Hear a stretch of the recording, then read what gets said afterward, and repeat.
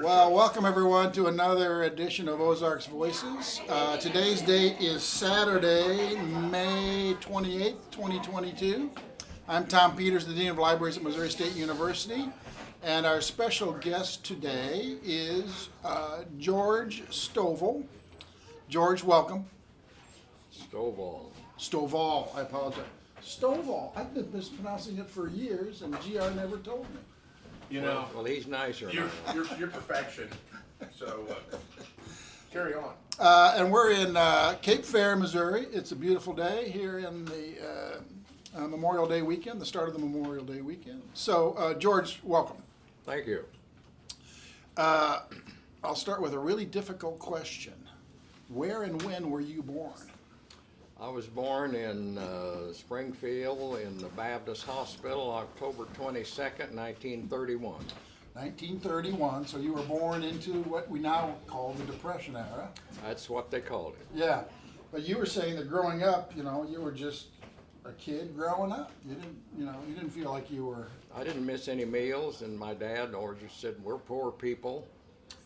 We were on the north side. He said the rich people live on the south side. Uh-huh. And but I was fine. Good. So you lived on the north side. Where exactly did you live? 2104 North Grant. At that time, it was 2004 North Grant. Right. So you were there before the big address shift, which I think happened in the late 40s.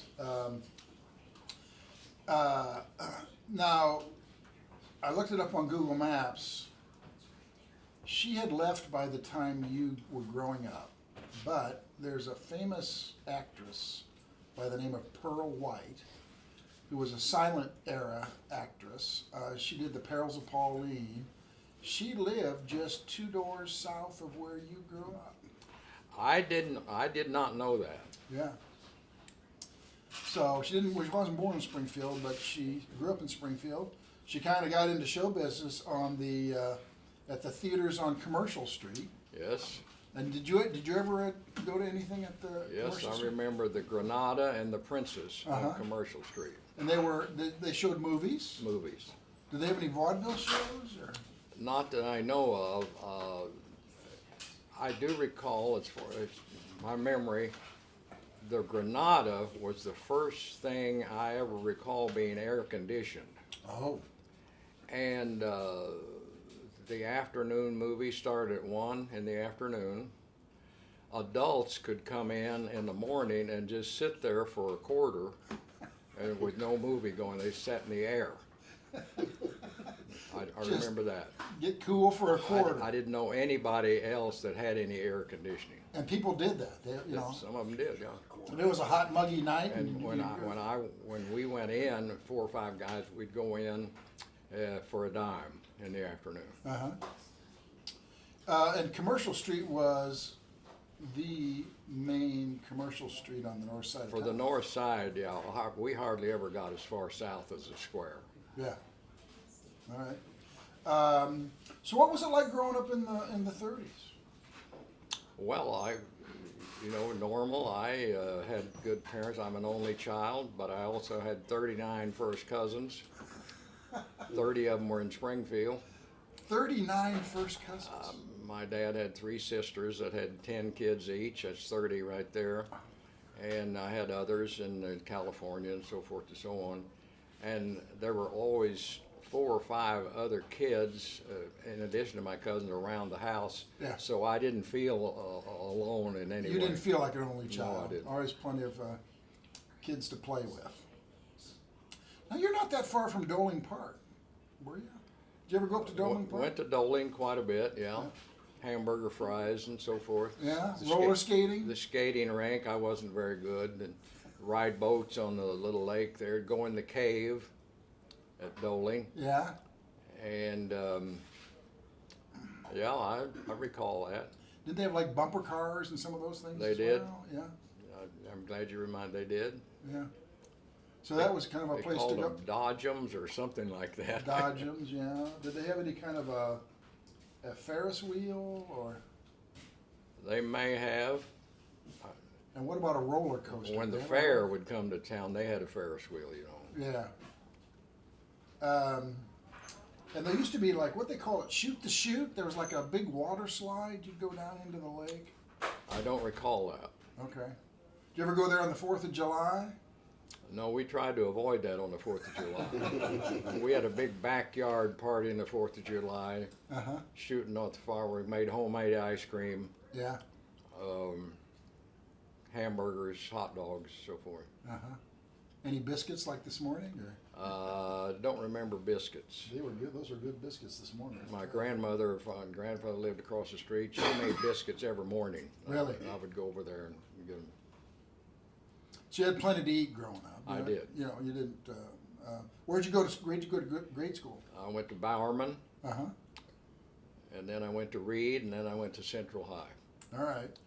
And I heard tell that you to go to Central High. That's a ways away. Yes, You'd either walk or ride your bike I rode my bike, and I crossed the footbridge. on the Jefferson footbridge. That's right. Yeah. And I probably did it 1,000 times back Really? and forth. 3 years in Central High. Yeah. Did you enjoy going across the bridge? I remember when I was a kid. You know. I going didn't across the remind. footbridge. It didn't bother me. Saw the trains. You ever stop and watch the trains for a minute or two? And, Oh, a little, but Yeah. the hobos yeah. were riding on the trains, and there were ropes hanging down. They could climb up or down and get on or off the trains. And From the bridge? Hmm? From the bridge? Yeah, it wasn't very high. It was only 6 or 7 feet below the train. Was only So you 6. just kind of shimmy down and jump Yeah, on a train. that's right. yeah? Uh-huh. We were out there behind the buildings on Commercial Street yesterday, and the distance between the current cars and the bridge probably isn't any more than 2 feet. Yeah. So Yeah. One of my cousins, a girl, she was 18. She was going to senior in high school, and she had 4 or 5 other smaller sisters in her bedroom. Now, at 18, she's a young woman. All right. She's crossing the footbridge.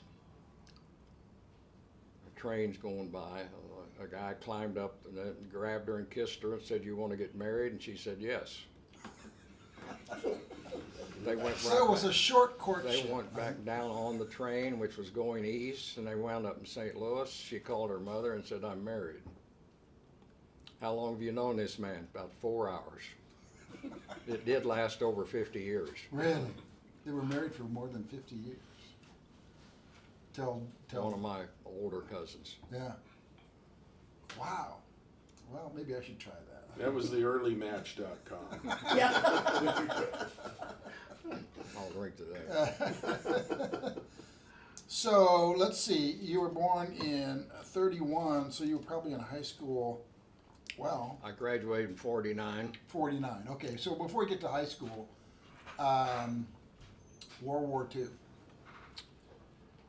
I remember exactly where I was when I heard about the Japanese attack on Pearl Harbor. Where were you? The 2014 North Grant, which is a house immediately north of my parents. The owner there was John Gately, a great friend. My parents are visiting him over there. It's about 2:30 or 3 on a Sunday afternoon, December 7th, 41. I'm listening to the radio, one of these big wooden cabinet radios. Yeah. I'm listening to a football game in Washington, D.C. It was a close game, and the announcer then said, "It's strange, even though this is a close game, many of the Army and Navy guys are leaving the stadium." So this was the big Army-Navy game. No, this was Oh. a pro game. Oh, that was a They pro. said. Oh, okay. Anyway, That makes sense. Sunday afternoon. so I had no interest in what my parents were talking about, so I'm listening to this game. And later he came on and said, "Now I know why the service people were leaving, that we have just heard the Japanese have attacked Pearl Harbor." So I turned to my dad, I said, "Pearl Harbor?" He says, "Out in the ocean somewhere." And that's as far as we knew. But my mother said, "One of your cousins, Wilburn, who's in the Navy, she heard, was at Pearl Harbor at one time, and he was there during the attack. He got out of there, was later sunk in the Battle of the Coral Sea, and he got out of that. And retired and became a security guard at Cox North. I think it was another name then. He's buried in Greenlawn Cemetery. So you were about 10 when. I was 10 in 41. Yeah. In 41. So how did that change your life? I mean, during the war years, so you were becoming a teenager. It didn't change it so much then, but I can look back, and many people. Then I went back before I was born, and I studied World War I, which, in my view, at the end of that war, didn't change the United States much. There was no Pacific War; it was all in Europe. Right. Didn't last as long. World War II did change, and that's what ended the Depression. And this is my opinion, but a very, very high percentage of the women, mothers, did not work outside the home. Well, one example of that is the Monday after Pearl Harbor, I'm in the 5th grade at Bowerman School, the teacher said, I brought my radio, we will listen to President Roosevelt this afternoon. And I've invited all your mothers to attend. So this was the day after. This Pearl is Harbor. Monday. Yeah. That was when he spoke to Congress. Uh-huh. And that was when he gave the Day of Infamy speech. So you heard the Day of Infamy speech. I did. Sitting in your classroom. And he asked that the Congress declare war, and that's probably a record. It was over in 2 minutes. Yeah. There were 2 dissenting votes. Somebody was objected something, but otherwise both parties, no problem. Yeah. And of course, on that Monday morning, we rushed to the map. Where's Japan? Where's Pearl Harbor? And all this stuff. And, and then there was the rationing, sugar, rubber, gasoline, coffee. Yeah. My dad was an air raid warden in Springfield, and he had a card, and he said there wasn't any Japanese airplanes got over here.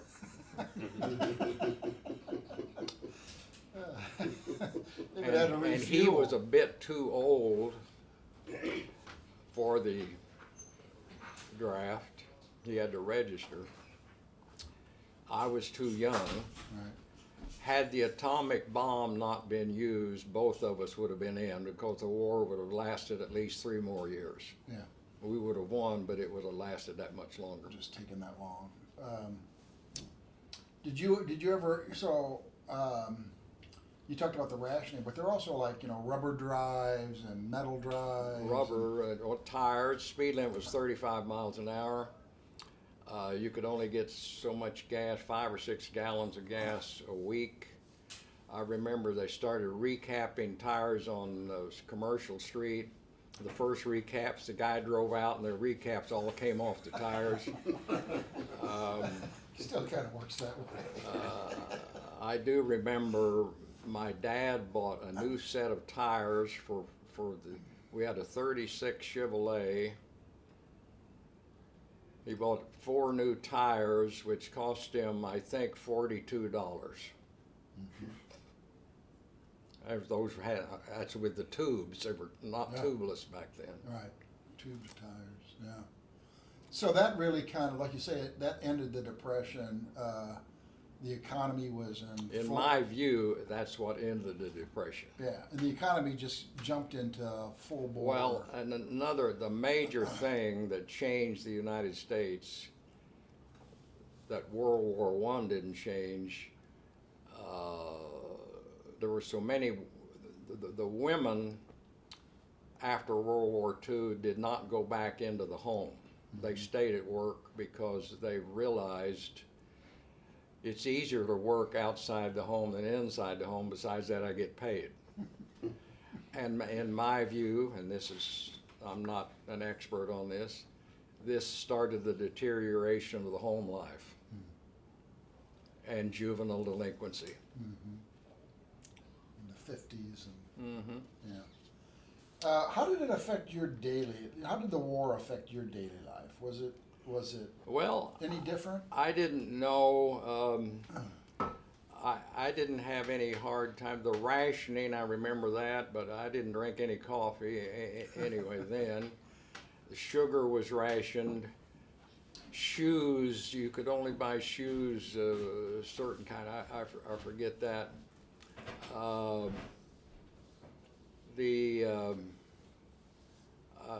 I had 3 meals a day. We killed a hog every year.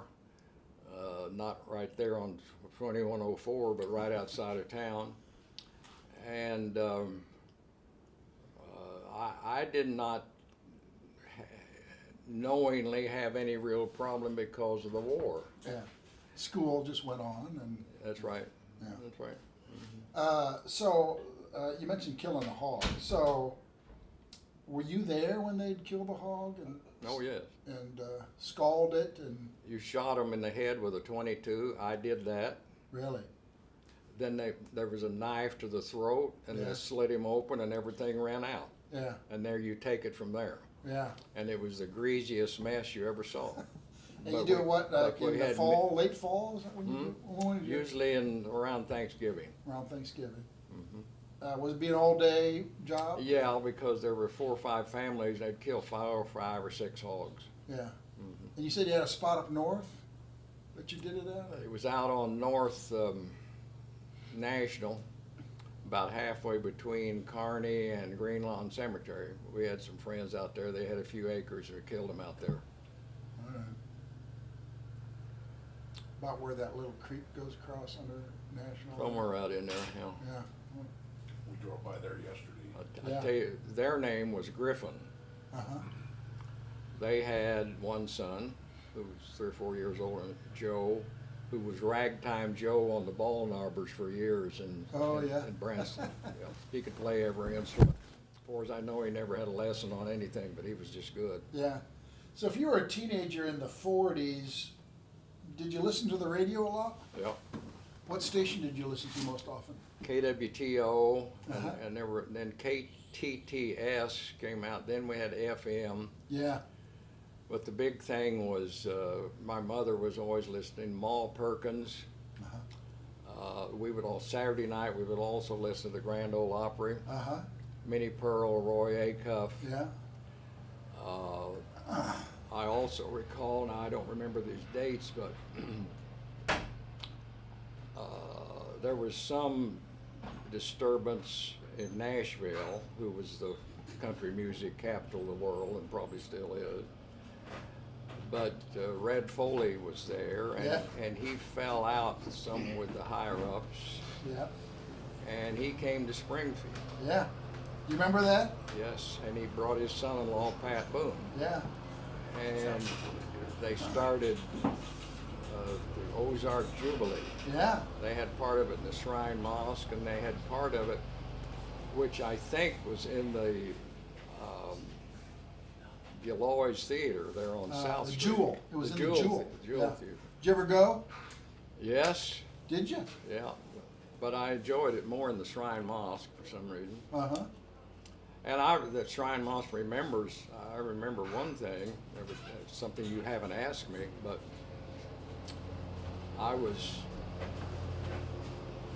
5 or 6 or 7 years old.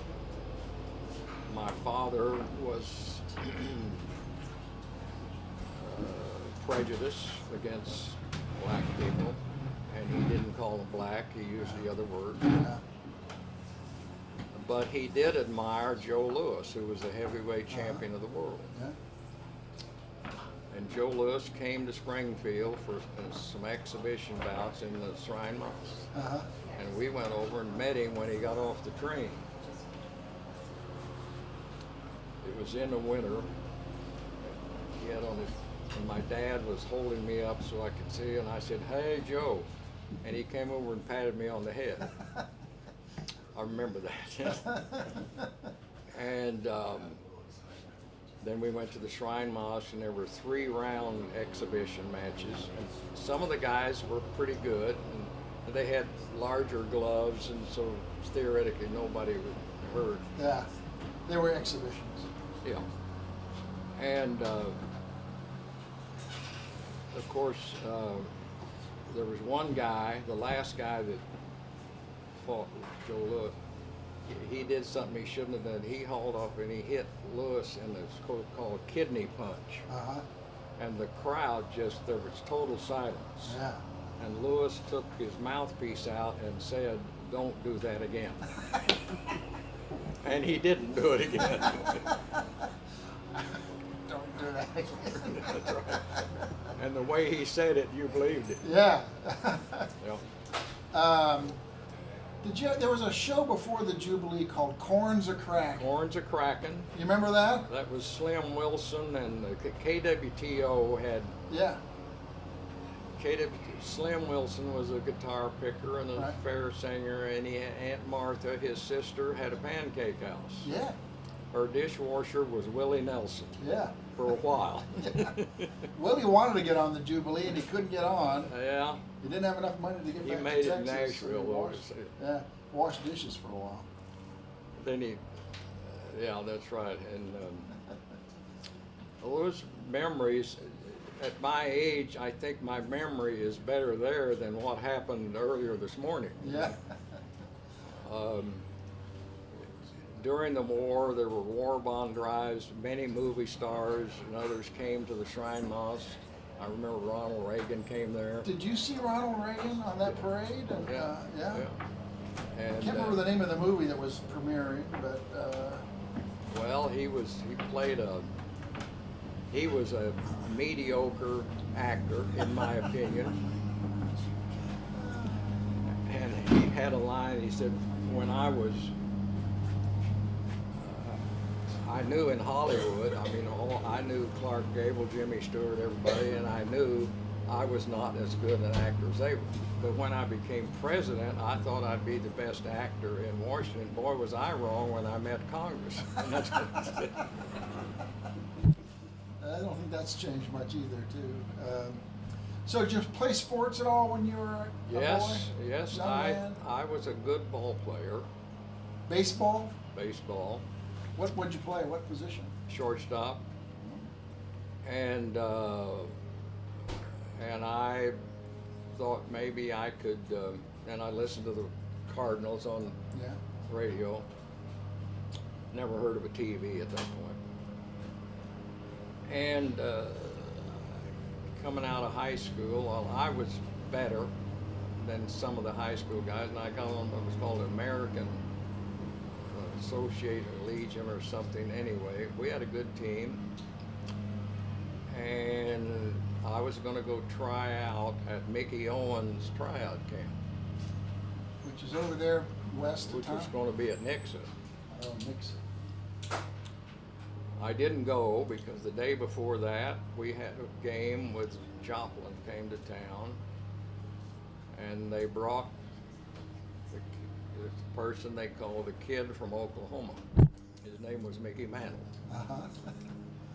and he was better than I was.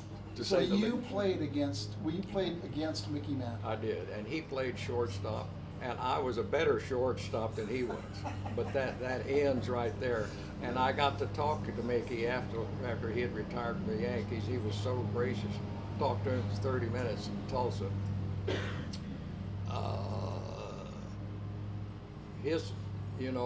From here up, he looked 17 like I would. From here down, he looked 26. Yeah. I weighed 150, he weighed 180. Yeah. He could hit the ball out of the park, left-handed or right-handed. He wasn't the greatest fielder, and I think that's probably why he wound up in the outfield with the Yankees. Yeah.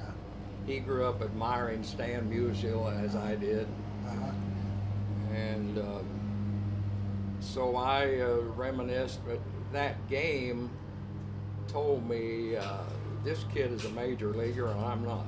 Yeah. So you kind of gave up on the Yeah, baseball. and that's then? okay. Yeah. That's okay. I wasn't big enough to play football in high school, so. Yeah. How'd you meet your wife?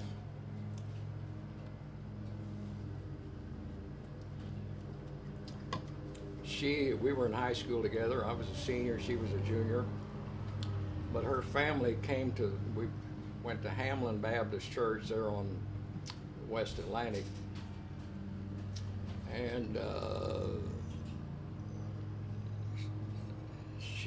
I grew up there in the church. She came when she was 7 or 8 or 9 years old. And bookkeeping was very easy for me in high school, and I helped some of the class and helped. She was a mediocre student in books, so I helped her and all that. But they kept saying to me, the boys, you know Florine, Vin? I said, yeah. Well, he introduced me. Oh, So I introduced her to 4 or 5 guys she dated, so forth. So one day the church announced we're going to have a hayride going out to the Valley Watermill. a hayride. So this is like, what, October or something? Probably, yeah. It was cool.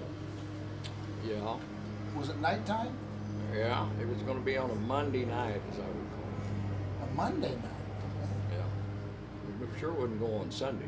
Yeah. Monday night, If you're a good Baptist, you didn't do anything but go to church. yeah, Monday night, cool, dark, hayride. I'm trying to set the scene here. Okay, No trains were involved. train? No. Mr. Gately next door, where I heard about Pearl Harbor, he was an engineer on the Frisco. Oh, really? And now where was I here? So you were out at Valley Watermill Park? Hey, right. Well, we went out there, and I had asked Florine to go. Oh. Yeah, I'll go. It was kind of like that. So we ride out there, and we ride back. So during that ride, and I had known this girl for 8 or 10 years. We had both graduated from high school at that time. During the ride, I felt there's something a little special about this. You felt a feeling that you'd never felt before? Yes. And never expect to feel again. And so we got back, and I said, how'd you like to go out one night next week and go get a root beer? A&W had come in, get it for a nickel a mug, you know. Uh-huh. And she said, no, I'm going out with Lewis, I believe was a guy I had here on Thursday. So, I didn't know it, but she had felt something too. And on Wednesday, she called me, and the girl never called the boy in those days, but she called me. Yeah. Said, we can go out Thursday. Well, I thought you were going with Lewis. No, I told him I couldn't go because I was going with you. Neither of us ever had a date with anybody else after that. Wow. And 2 years later, I was 20, she was 19. I know my dad had to go over with me to the courthouse because I was under 21 to Yeah. get my marriage license. Uh-huh. Her dad didn't have to go because she was of age. And then I was in the Naval Reserve. You know, the war was over by then. Yeah. And because all of my cousins had been in the Navy, so I got called up, and on my leave, I was at Great Lakes, Illinois. Yeah. Brutally cold there in the winter. Yeah, my dad served there too. Yeah. And we got married on my leave, and then I went to yeoman school and then was shipped out to the 6th Fleet in the Mediterranean Uh-huh. for nearly 2 years. So I was in 27 ports in the Mediterranean. So you got married and then you promptly left for 2 years. Wow. Well, I said, Florine, some of these people are not coming back. Maybe we ought to wait. She said, no, we're getting married now. Yeah. So, but What we're did she not- do? What did she do during that 2 years? She worked with Frisco. She She worked was with over in that building just south of the square. Oh Or yeah. north of the square, I mean. Yeah. Yeah. John T. Woodruff built that building. Yeah, yeah. And what was she doing? Bookkeeping or what? Yeah, she had a good job. Yeah. I kid her, I married her for her money.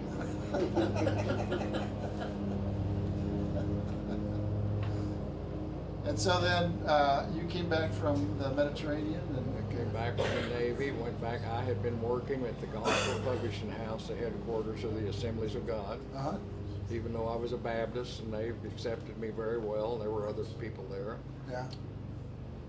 And then, and I don't know how far you want to go with this, but I'm about to get to Tulsa now. Okay. Well, that's fine.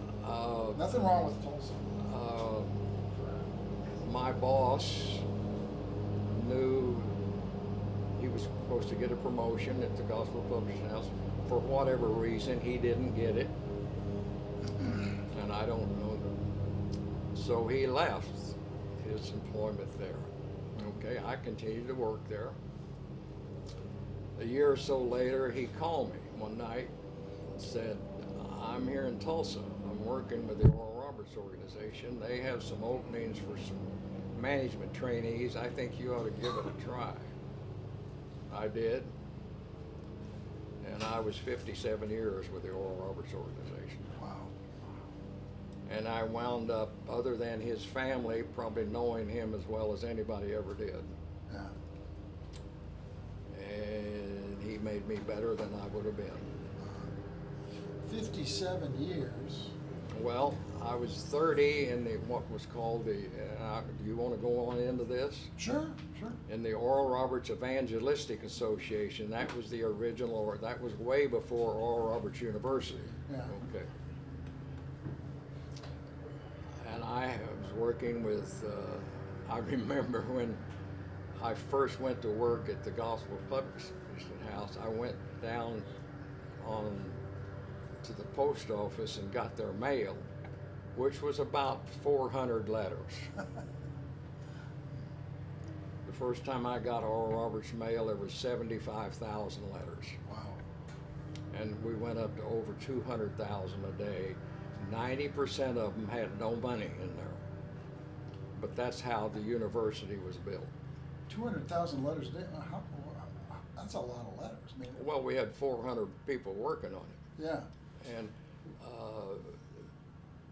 150 to 200,000 letters a week was standard. Yeah. Nearly all of them were prayer requests. Uh-huh. The average donation was $1, $5 was something special. Hmm. But that's what built That's it. how yeah. So I'm trying to do the math. When did you retire?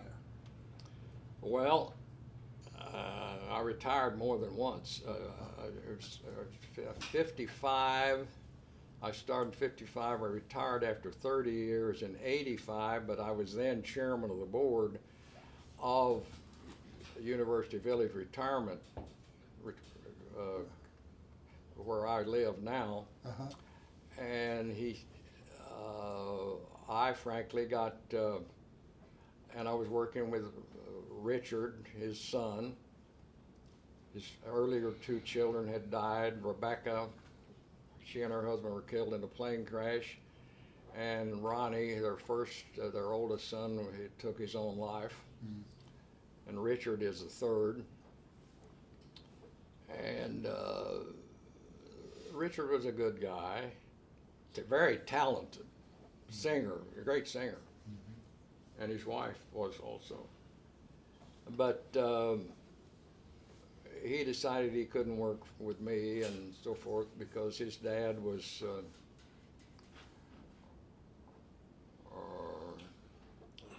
frankly paying more attention to me than he was his son. Mm. One reason is I didn't sing, so I didn't have to.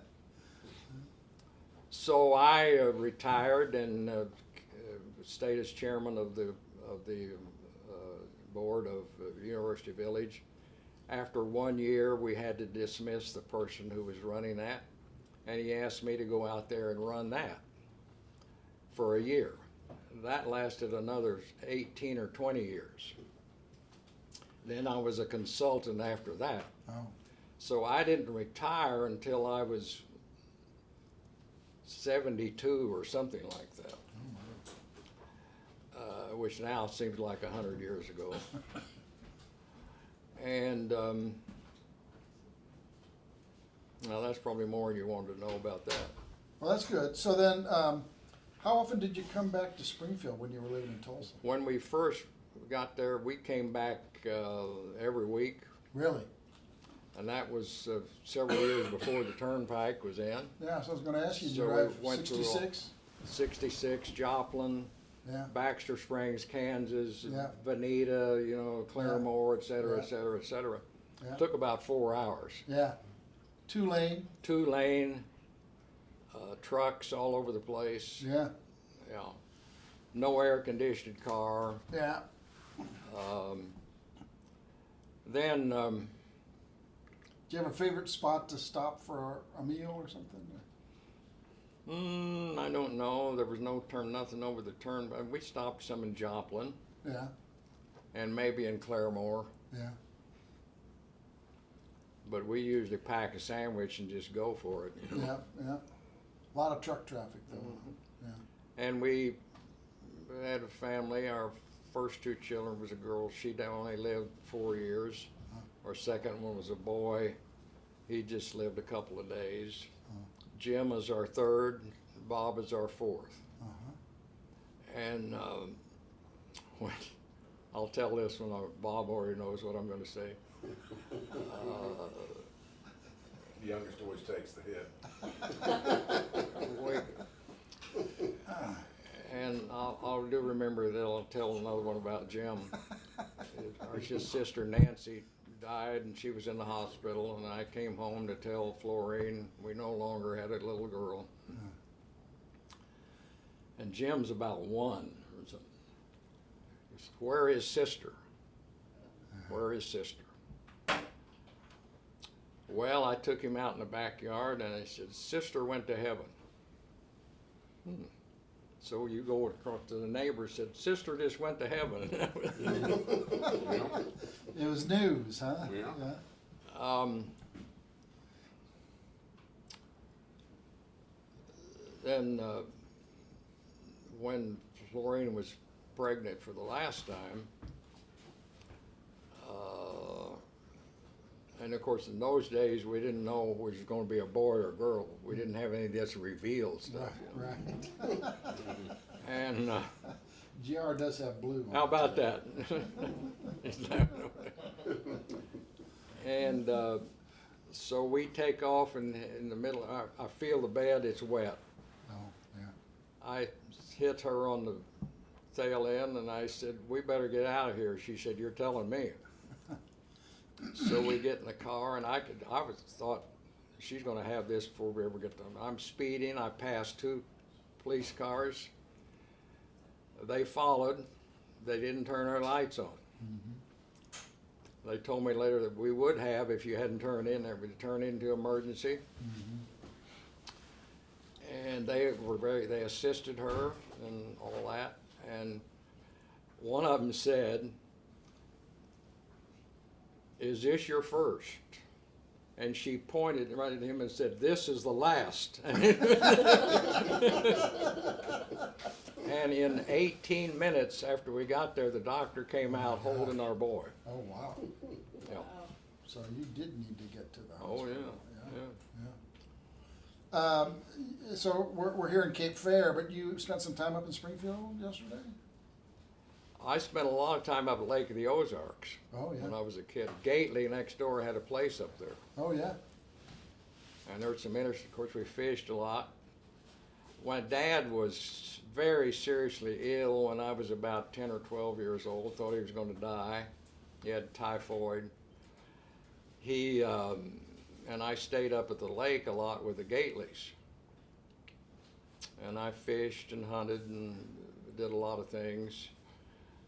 And I can tell you a story there that ties back to Tulsa. Mr. Gately and I are across the lake about 2 miles fishing, and there was no electricity there at that time.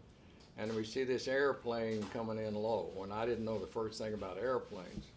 But I said, "John, that plane's going to hit those power lines." And they just put power lines across, but they weren't activated yet as far as I know. The plane did hit the power line. And so we gear up with our 5-horse motor and get over there. And some others had got out there first and got a rope around the tail of the airplane, pulled it into the shoreline. And so there were some people there crying because they knew whose plane it was, and they were buzzing by there to show them the plane, and they hit the wires because they couldn't see the wires. And anyway, some of the guys said there's a little tear in this airplane, and there was no fire. And the people said there's 2 men in there and a little boy. They knew who was coming in the airplane. So I squeeze through this crack in the airplane and go up there, and I get around in front of these guys who are still strapped in the seats. And I said, they look dead to me, but there's no boy in here. Oh, it's in, he's lost out in the lake and all that. But the boy didn't come. We learned that. So, now here comes a car down from Camden, Missouri. Yeah. And an old woman, about 40, gets out. She is the coroner. And she chews them out for having me go in the airplane. But she got in there and looked, said, yes, they are dead, and so forth. But you still shouldn't have got in there, and so forth and so on. Now, flash forward about 40 years. In Tulsa with Oral Roberts, we have seminars in the Mabee Center down there, and a lot of the people were somewhat elderly. They're coming through making pledges and donations. And he said, okay, my sister, where are you from? She said, Camden, Missouri. I was the coroner. So I tune into that, and I get her round back, and I said, I'm the kid, and she said, and you still shouldn't have gone in that airplane. She chewed you out twice. Huh? Oh yeah, that's right. That's right. I think this is my final question. I appreciate you taking some time, and the whole family taking some time to allow me to interview you. So back to the Jubilee. So you attended the Jubilee? Yes. What are your memories of that? Well, I remember there were some stars. They had some Nashville stars. Uh-huh. Porter Wagner came and brought this young kid named Dolly Parton. Yeah. And they had a lot of square dancing going on. Yeah. But mostly I remember, this Slim Wilson and Goo Goo Rutledge, the comet. Goo Goo Rutledge. Remember Goo Goo? My mother was in school with Goo Goo Rutledge. Really? I think his name was Floyd. Yes. It's called Goo Goo Rutledge. All right. Yeah. Floyd Goo Goo Rutledge. And Did you have any memories of him when he was a schoolboy? she told me about it. She didn't really. Goo Goo would appear out at the fair out north of town and tell a few jokes, and I remember Slim Wilson. I don't know where this is going, but Slim Wilson was somewhat of a comedian. Yeah. And he played the guitar and he'd sing, and he did this before the horse races, or between the horse races. And he said, this girl singer came out, he's saying, and she's tugging on, to keep everything on. And about that time, the race guy said, they're off, and she fainted. That brought the house down out at the fair. That was better than the horse race. Yeah. Well, that's a good note to end on, I think. It probably is. Well, George, thanks very much. Enjoyed it. I hope that I haven't said anything. That's the best of my memory. All right. We appreciate it. Thank you very much. Right.